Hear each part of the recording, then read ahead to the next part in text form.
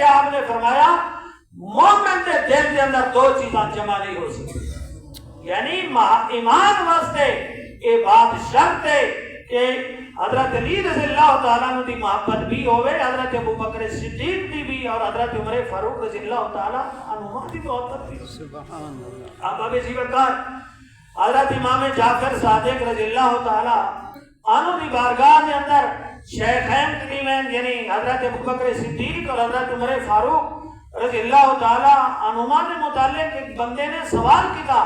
آپ نے فرمایا کہ تساں انہاں دے بارے میں امام جعفر کو سوال کر دے ہو جنہاں نے دنیا دوتے بہ کے جنت وچوں پھل کھادے۔ آپ ابھی سی بکار جنت دے مالک، جنت دے جنہاں دے اللہ رب العزت نے جنہاں جنت عطا فرمائی ہے، جو جنت حضرت عثمان غنی دے ہتھے وچھیندے بیٹھے، انہاں واسطے کیا وعید ہے کہ اپنے غلاماں نوں جنتی پھل اس دنیا کے اندر نہ کھلاویں۔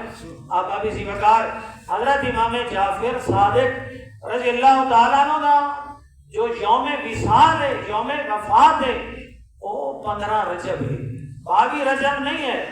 اگر کوئی 22 رجب نو آپ واسطے اصال ثواب کر دے قرآن خانی دی صورت اور خیرات دی صورت، جو اہل سنت دا طریقہ ہے رائج وہ دے مطابق کرے تو بالکل درست ہے، ٹھیک ہے۔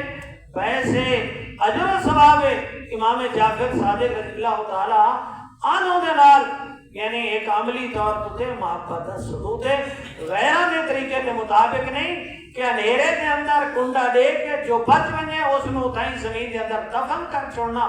اب اب اسی وقار یہ بات قطعی طور پر اسلامی جو ضوابط ہیں اصول ہیں انہاں دے اندر قبول نہیں۔